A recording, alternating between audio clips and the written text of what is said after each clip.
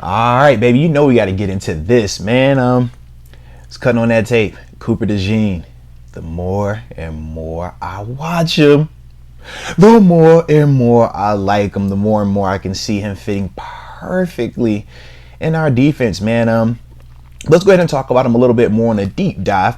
So hit that like button one time for the culture, and don't forget to subscribe. All right. So when we talk Cooper, first off, man, big corner, man, or big defensive back, 6'1", 205.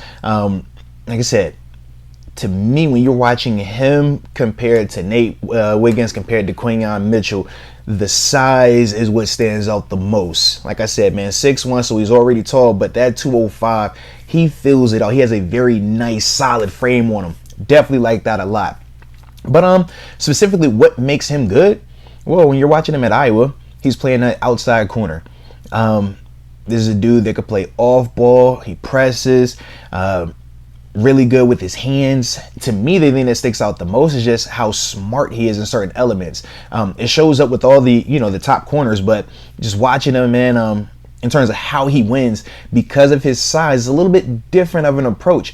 But you see where the athletic ability is still there. You see where the burst is there, and more importantly, the physicality really jumps off. But he's a guy that, like I said, stays on top of the routes versus verticals. Does a really good job anticipating and driving on those in-breaking routes. Really does a good job of contesting, the catch point. In terms of his tackling, to me, of all the corners, man, he is one of the top tacklers, man. I think his physicality shows up constantly and consistently, and that's what you love to see. But more importantly, when you're talking Cooper, you see some of the positional flexibility. Not only does he play, on the outside, you also watch him match up on the inside in that slot position.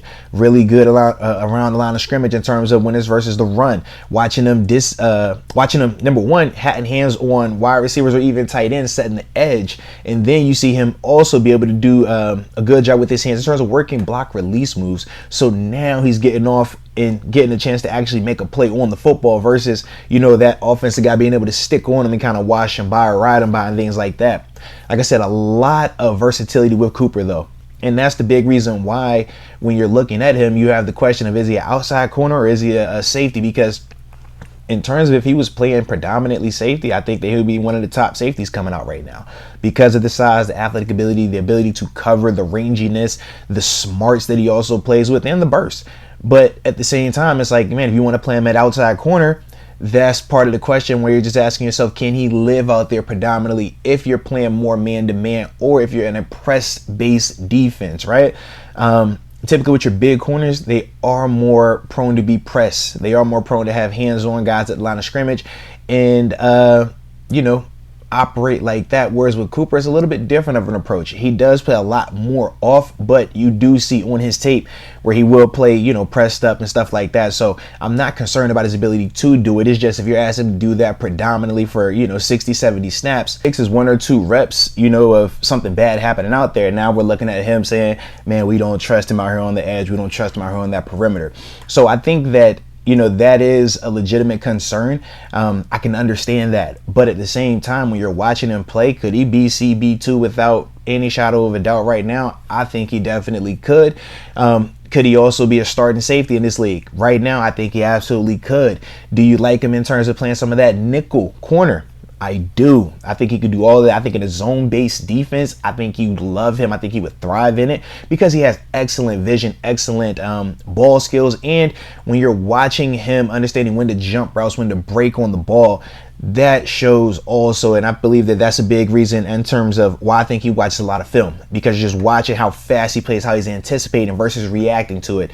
Those are some of the things that jump off the screen to me, and why, if we're talking about our defense specifically, I could see a scenario where he is opposite of JPJ. I could also see a scenario where he's opposite Minka.